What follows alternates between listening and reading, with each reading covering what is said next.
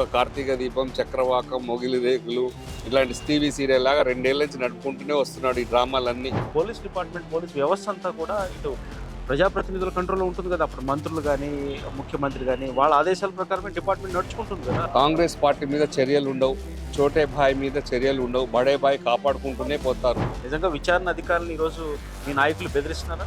అంటే ఇది ట్యాపింగ్ కింద లెక్క. Actually this is the tapping. Balmoori Venkat గారు లోపల జరిగే సంఘటన అంతా తెలుసుకుంటున్నాడంటే దిస్ ఈజ్ ద ట్యాపింగ్.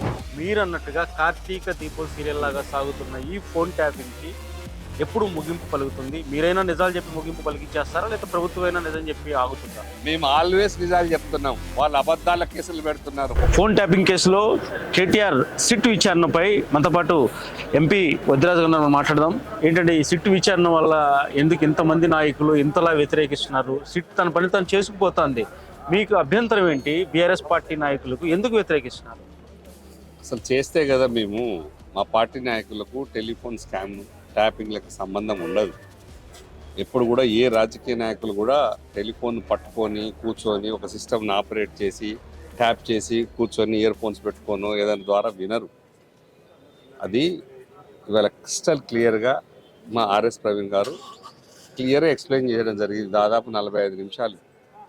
అది మా బాధ్యత కాదు, పోలీస్ డిపార్ట్మెంట్ మాత్రమే చేసేది. దేశ భద్రత కోసం, రాష్ట్ర భద్రత కోసం అవసరమైనప్పుడు ఎవరు ఫోన్లు చేయాలో వాళ్ళు, పోలీసు వాళ్ళు, ఆ డిపార్ట్మెంట్ వాళ్ళు చేసేదే ప్రోగ్రామ్స్ తప్ప ముఖ్యమంత్రులు, హోంమంత్రులు, మున్సిపల్ శాఖ మంత్రులు, వర్కింగ్ ప్రెసిడెంట్లు, పార్టీ నాయకులు చేసే ప్రోగ్రామ్స్ కావి. రేపు పొద్దున మీరు కూడా ఇప్పుడు చేస్తున్నారని చెప్పేసి మేము కూడా అధికారులకు రాగానే మేము కేసులు పెట్టేసి మిమ్మల్ని కూడా లోపలేయచ్చా? అదే పని చేయమంటారా? బుద్ధి మాలిన పనులు, దిక్కుమాలిన పనులు మీరు చేస్తున్నాయని మేము కూడా చేయాలా? అట్లా చేస్తుంటే ఇది మీరు మళ్ళీ మా 10 ఏళ్ల పాలనలో అట్లా చేస్తుంటే ఇట్లా జరిగేదా? మా అవన్నీ మీకు తెలియదు కాదు, ఇదంతా పోలీసులు చేస్తున్న పని అని మీరు అంటారు, అంతే కదా? ఇది సిట్ కాదండి, స్టాండ్. స్టాండ్ కేసీఆర్ ఎవరు? రేవంత్ రెడ్డి గారి చేతిలో ఉంది సిట్టు. వారు పోతూ పోతూ ఒక సిట్ వేసిపోయారు, వాళ్ళు అక్కడ కూర్చోవాలి. సార్, ఇప్పుడు గత ప్రభుత్వంలో ట్యాపింగ్ వ్యవహారం అంతా అది పోలీసులకు సంబంధం, మాకేంటి సంబంధం అని మీరు అంటున్నారు ఇండైరెక్ట్ గా. అయితే ఒక్క ప్రశ్న సార్ నాది, ఇప్పుడు పోలీస్ డిపార్ట్మెంట్, పోలీస్ వ్యవస్థ అంతా కూడా ఇటు ప్రజాప్రతినిధుల కంట్రోల్లో ఉంటుంది కదా. అప్పుడు మంత్రులు కానీ, ముఖ్యమంత్రి కానీ వాళ్ళ ఆదేశాల ప్రకారమే డిపార్ట్మెంట్ నడుచుకుంటుంది కదా. అందులో పోలీసులు ప్రత్యేకంగా ఫోన్ ట్యాపింగ్ చేయాలని వాళ్ళకి ఏమీ ఆలోచన ఉండదు కదా, వాళ్ళకి దాని మీద ఆసక్తి ఏమి ఉండదు కదా. అది పూర్తిగా భద్రతా విభాగానికి సంబంధించినటువంటి అంశం. వాళ్ళు ఎవరు చేయాలో, ఈ రాష్ట్రం ఏదన్నా సంక్షోభంలో వచ్చే ముందు కానీ, కొంచెం ఏదైనా దాడులు జరిగేటప్పుడు కానీ, ఇబ్బందులు ఏదైనా సూచనలు, ఎస్ఐబి ఉంటుంది, స్పెషల్ ఇన్వెస్టిగేషన్ ఎస్ఐబి ఉంటుంది. దాని తర్వాత ఇంటెలిజెన్స్ డిపార్ట్మెంట్స్ ఉంటాయి. ఇవన్నీ కలిసి వచ్చేదే ప్రాబ్లమ్స్ వాళ్ళంతా డిస్కస్ చేసుకొని డీజీపీ గారి దగ్గర పెట్టుకొని వాళ్ళు అనుకొని మాత్రమే చేసేదే తప్ప దాన్ని మంత్రులు లేదంటే ఎవరు పడితే వాళ్ళు తీసుకొని చేసేది అయితే కాదు. ఇది పూర్తిగా వాళ్ళు చేసే ప్రోగ్రామే, ప్రభుత్వానికి ఉన్నటువంటి పోలీస్ విభాగానికి సంబంధించింది మాత్రమే తప్ప రాజకీయ నాయకులకు సంబంధించిన అంశం కాదు. అయినా మా నాయకులు అట్లాంటి పని చేయలేదు, చేయరు కూడా. సరే, సిట్ విచారణ జరుగుతుంది. సిట్ విచారణ పైన మీ అనుమానాలు ఏంటి? అది ఎవరు చేపిస్తున్నారని, ఎందుకు చేపిస్తున్నారని మీ అనుమానం ఏంటి? మీకు తెలియదా? మీరు మాతో చెప్పించాల్సిన అవసరం. ఖచ్చితంగా క్లియర్గా రేవంత్ రెడ్డి గారు చేస్తున్న ఇదొక ప్రయోగం. ఒక కార్తీక దీపం, చక్రవాకం, మొగిలి రేకులు ఇలాంటి టీవీ సీరియల్ లాగా 2 ఏళ్ల నుంచి నడుపుకుంటూనే వస్తున్నాడు ఈ డ్రామాలన్నీ. ఎప్పుడైతే లగచర్ల ఇష్యూలో అక్కడ ఫార్మాసిటీ పెట్టాలి వాళ్ళ కుటుంబ సభ్యుల కోసం అని చెప్పేసి అక్కడ ఉంటే, ఆ రైతులను ఆదుకొని వాళ్ళను ఢిల్లీ అందరి ముందు తీసుకెళ్ళి, కమిషన్స్ ముందు తీసుకెళ్ళి అవన్నీ చేస్తే తప్పని పరిస్థితిలో డ్రాప్ అయిపోయారు. అలాంటి అంశం వచ్చినప్పుడు ఈ ఫార్ములా కేసు ముందు పెడతారు. ఇంకొక అంశం వాళ్ళది స్కామ్ బయటపడుతుంది అన్నప్పుడు కాళేశ్వరం అంటారు. మళ్ళీ వాళ్ళు వీక్ అయ్యేటప్పుడు, వాళ్ళు ప్రజల్లో పల్స్ అనేటప్పుడు వాళ్ళ స్కాములు బయట తీస్తే, ఈ బొగ్గు స్కామ్, కోల్ బొగ్గు స్కామ్ని బయట పెట్టినందుకు హరీష్ రావు గారిని అర్జెంటుగా 2 ఏళ్ల కింద నుంచి ఉన్నటువంటి పక్కకు పడేసి డస్ట్బిన్లో పడేసినటువంటిది హైకోర్టు ఆర్డర్ కానీ, సుప్రీంకోర్టు ఆర్డర్ ద్వారా కానీ క్లీన్ చీట్ ఇచ్చినటువంటి హరీష్ రావు గారు తనకు సంబంధం లేదు ఈ టెలిఫోన్ స్కామ్, ఈ టెలిఫోన్ ట్యాపింగ్ అని క్లియర్గా తేల్చినప్పటికీ, సుప్రీంకోర్టు ఆర్డర్, హైకోర్టు ఆర్డర్ ఉన్నప్పటికీ కూడా బొగ్గు స్కామ్ మీరు బయట పెడతారా మాది అనేది కోపంతో మిమ్మల్ని కూడా మేము ఇబ్బంది పెడతామని అర్జెంటుగా నోటీస్ ఇచ్చారు. ఆ నోటీసులో భాగంగా పిలిపించారు. ఇది మళ్ళీ బొగ్గుది ఓన్లీ హరీష్ రావు గారిని పిలిచారు. బొగ్గు స్కామ్ బయట పెట్టినందుకే పిలిచారు అనేది ప్రజల్లోకి నెగిటివ్ పోతుందని చెప్పేసి మళ్ళీ దానికి ఒక సీరియల్ కంటిన్యూగా మా వర్కింగ్ ప్రెసిడెంట్ కేటీఆర్ గారికి ఇవ్వడం కానీ ఇవన్నీ సాగదీసుకుంటూ పోయి తప్పుల మీద తప్పులు చేస్తున్నది ప్రభుత్వం. చేయాల్సిన పనులు చేయకుండా, ప్రజలకు ఇచ్చిన హామీలు చేయకుండా, మీ రుణమాఫీ పూర్తి చేయకుండా, మీరు చేస్తానని 42% బీసీలకు డిక్లరేషన్ ఇచ్చారు, రిజర్వేషన్ చేయకుండా, కళ్యాణ లక్ష్మితో తులం బంగారం ఇవ్వకుండా, ఆటో కార్మికులకు 12,000 ఇవ్వకుండా, బాకీ కార్డులు మా ప్రజలందరూ తెలంగాణ రాష్ట్ర ప్రజలందరికీ తెలియజేసి జరిగింది. మహిళలకు పెన్షన్లు పెంచలేదు, పెన్షన్ ఇవ్వడం లేదు. ఇవన్నీ చేయాల్సినవి చేయకుండా మీరు తప్పించుకొని కేవలం డైవర్షన్ పాలిటిక్స్ మాత్రమే చేస్తూ ముందుకు పోతున్న ప్రజల దృష్టి మార్చడానికి ఇవాళ జరుగుతున్నటువంటి రేపు రాబోయే మున్సిపల్ ఎన్నికల్లో మేము ఎట్లాగూ బాగా డామినేట్ చేస్తున్నది బీఆర్ఎస్ పార్టీ ఖచ్చితంగా ముందుకు వచ్చేసింది అనేది తెలుసుకొని మీ సర్వేల ద్వారా దీన్ని కొంచెం బ్రేక్ చేయాలా, వీళ్ళను పని చేసుకోకుండా డిస్టర్బెన్స్ చేయాలనేది ఒక వారికి ఉన్నటువంటి నేతృత్వం, వాళ్ళకు ఉన్న అలవాటు. అది డిస్టర్బెన్స్ చేయించడం వాళ్ళకు అలవాటు. ఇప్పుడు రేవంత్ రెడ్డి గారికి పోతూ 10 రోజులు నేను అక్కడ ఉండగా ఇక్కడ ఏం జరగకుండా ఇదే పనిగా దీని చుట్టే తిరగడానికి ఇక్కడ ఒక అంటు పెట్టి ఒక చిచ్చు పెట్టి చిన్న సిట్ లాగా ఒక సిట్ వేసిపోయింది. ఆయన వచ్చినాక అది మళ్ళీ స్టాండ్. ఆయన దోసుకు వెళ్ళడానికి ఇక్కడ సిట్టు విచారణకి సంబంధం ఎక్కడ ఉంటుంది వదిరాజ్ గారు? వారు పోయే ముందు జరిగిన అంశమే ఈ బొగ్గు స్కామ్, టెండర్ల రద్దు. సైట్ విజిట్ అనే ప్రోగ్రామ్ అనేది ఒక కార్యక్రమం పెట్టి దాని ద్వారా సర్టిఫికేట్లు ఇస్తేనే దాంట్లో టెండర్లో పార్టిసిపేట్ అని చెప్పేసి అనుకున్న వాళ్ళకి అందలం ఎక్కించడానికి జరిగిన ప్రోగ్రాం. దాని మీద మేము కిషన్ రెడ్డి గారికి కూడా, మా హరీష్ రావు గారు, మా నాయకులంతా లెటర్లు ఇవ్వడం కూడా జరిగింది. మేము కూడా మీడియా ద్వారా అడగడం జరిగింది.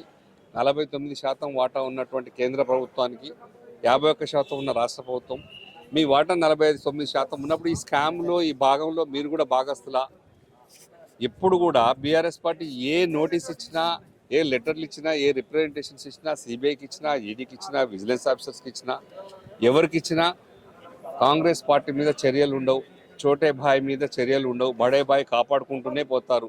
కాంగ్రెస్ బీజేపీలు ఇద్దరు ఒకటే బీఆర్ఎస్ పార్టీని ఇబ్బంది పెట్టే ప్రోగ్రాం చేస్తారు తప్ప మేము ఖచ్చితంగా ఎన్ని ఇబ్బందులు పెట్టినా కూడా మా పార్టీ నాయకుల్ని ఖచ్చితంగా తట్టుకుంటాం. మాకు అలవాటే, ఉద్యమ పార్టీది, దీనికోసం మేము భయపడాల్సిన అవసరం లేదు. ఇలాంటి ఎన్ని కేసులైనా ఎదుర్కొంటాం. పార్టీ నేతలు ఎమ్మెల్సీ బల్మూరి వెంకట్ ఈరోజు ఫిర్యాదు చేస్తున్నాడు. ఏదైతే విచారణ అధికారులని కేసీఆర్, ముఖ్యంగా కేటీఆర్, హరీష్ రావులు బెదిరిస్తున్నారు వాళ్ళని చెప్పి కూడా ఆయన ఫిర్యాదు చేయడం జరిగింది. నిజంగా విచారణ అధికారులను ఈరోజు మీ నాయకులు బెదిరిస్తున్నారా? ఆయన పోయి చూశాడా, పోనీ వాళ్ళు చెప్పారా? ఇవన్నీ కాంగ్రెస్ పార్టీకి అలవాట్లు, దొంగ మాటలు మాట్లాడిన అలవాటు. అంటే ఇది ట్యాపింగ్ కింద లెక్క. Actually this is the tapping. Balmoori Venkat గారు లోపల జరిగే సంఘటన అంతా తెలుసుకుంటున్నాడంటే this is the tapping. This అన్ని చూస్తున్నట్లు లెక్క. నిజానికి బెదిరించారు. అది బెదిరియకుండా మా వాళ్ళని కూర్చోబెట్టి ఉదయం 11 నుంచి రాత్రి 7 దాకా 8 దాకా కూర్చోబెట్టుకొని మీరు ఇబ్బంది పెడుతుంటే మా వాళ్ళే బెదిరిస్తున్నారని చెప్పడం అంటే this is the real tapping. ఇది మీరు చేయాల్సింది, దీని మీద చేయాల్సిన కమిషన్లు, దీని మీద చేయాల్సిన సిట్టు, వాళ్ళ మీద చేయాల్సింది. ఎందుకంటే వాళ్ళు అత్యుత్సాహం ఇదే, ఏం చేయకముందే చేసినట్టు. ఎందుకంటే చట్టం మీద మాకు గౌరవం ఉంది, న్యాయస్థానాల మీద గౌరవం ఉంది. దీని మీద అవసరమైతే కోర్టుకు పోతాం, స్పందించుకుంటాం, స్టేలు తెచ్చుకుంటాం, బాధించుకుంటాం, కోర్టులోంచి ఈజీగా బయటపడుతుంది. ఎందుకంటే హరీష్ రావు గారికి హైకోర్టు అండ్ సుప్రీంకోర్టు కూడా క్లీన్ చీట్ ఇచ్చేసింది. దీని మీద పెద్ద భయపడాల్సిన అంశం లేదు. అందులో బీఆర్ఎస్ పార్టీ కేసీఆర్ గారి నేతృత్వంలో మాకు అలవాటు అయిపోయింది ఎదుర్కోవడం. ఇది కొత్త ఏం కాదు. ఇంకా 3 ఏళ్ళు మేము ఎదుర్కోవాలి, తట్టుకోవాలి, పెద్ద ఇబ్బంది లేదు. అంతా కార్యకర్తలంతా సిద్ధంగా ఉన్నారు, ప్రజాప్రతినిధులు సిద్ధంగా ఉన్నారు, అవసరమైతే జైలుకి పోవడానికి కూడా సిద్ధంగా ఉన్నారు తప్ప భయపడే క్వశ్చనే లేదు. ఉద్రేజ్ గారు, ఫైనల్ ప్రశ్న. మీరన్నట్టుగా కార్తీక దీపం సీరియల్ లాగా సాగుతున్న ఈ ఫోన్ ట్యాపింగ్కి ఎప్పుడు ముగింపు పలుకుతుంది? మీరైనా నిజాలు చెప్పి ముగింపు పలికించేస్తారా, లేదా ప్రభుత్వమైనా నిజం చెప్పి ఆగుతుందా? మేము ఆల్వేస్ నిజాలు చెప్తున్నాం. వాళ్ళు అబద్ధాల కేసులు పెడుతున్నారు, ఫాల్స్ కేసులు పెడుతున్నారు, తప్పుడు కేసులు పెడుతున్నారు, అభూత కల్పనలు పెడుతున్నారు, లేనిపోని క్రియేట్ చేస్తున్నారు. వాళ్ళకే తెలియాలి ఎప్పుడు తెర ముగిస్తారు అనేది. మీరు వాళ్ళని వేయాల్సిన క్వశ్చన్ నన్ను వేశారు, అది తప్పన్నా తమ్ముడు. వాళ్ళని అడగండి దీనికి తెర ఎప్పుడు తీస్తారు అని. ఎందుకంటే 1 కాదు 2 కాదు, అన్ని అట్లా కేసులు పెట్టడం, విచారణ చేయడం, వదిలిపెట్టడం, మళ్ళీ ఢిల్లీకి పంపడం, ఇవన్నీ మీ చేతిలోనే ఉన్నాయి కదా, మీరు చేసుకోవచ్చు కదా. ఇది కొత్త ఏం కాదు. టెలిఫోన్ ట్యాపింగ్లు అవసరమైతే దేశ భద్రత, రాష్ట్ర భద్రత కోసం అన్ని రాష్ట్రాల్లో, అన్ని దేశాల్లో జరిగేటివి తప్ప రాజకీయ నాయకులకు సంబంధం ఉండదు. ఇప్పుడు మీ పార్టీలోంచి బయటకు వచ్చాం, మీరున్న పార్టీ, మీ ప్రభుత్వంలో ఇప్పుడు ఏం ట్యాపింగ్లు ఏం వింటలేరా? మావోయిస్టుల ఫోన్లు కానీ వేరే దేశంలో రక్షణ కోసం కానీ ఏమైనా జరగాల్సిన ఏం వినకుండానే మీరు ఎన్ని యాక్షన్ చేస్తున్నారా మీరు? వింటున్నారు అంటారా మీరు? మీరు ఏమి పోలీస్ డిపార్ట్మెంట్ అంటున్నా నేను, మీరు ఏమి చేయకుండానే మీరు వెళ్ళి అడవులలోకి వెళ్ళి ఏం ఎంక్వైరీలు చేయకుండానే మీకు ఎలాంటి ఇన్ఫర్మేషన్ లేకుండానే పోయి సంఘటనలు చేస్తున్నారా? ఇది ఖచ్చితంగా అంతర్భాగం దేశ భద్రతలో, రాష్ట్ర భద్రతలో. దాని గురించి బాధపడాల్సిన అవసరం లేదు, మాకు ఇబ్బంది లేదు, మీరు పెట్టుకుంటా పోండి. మా కేటీఆర్ గారు ఇలా చాలా క్లియర్గా ఆనందంగా చెప్పాడు, ఫ్రీ పబ్లిసిటీ ఇస్తున్నారు, 100 కోట్లు పెట్టినా రాని పబ్లిసిటీ ఇస్తున్నారు, ఇవ్వండి మీరు ఎన్ని రోజులైనా మాకేం బాధలేదు. మీరు కావాలని చేసేది అంటే ఒక ఎలక్షన్ నుంచి మున్సిపల్ ఎలక్షన్లో పనులు చేసుకునేదాన్ని డైవర్ట్ చేస్తున్నారు.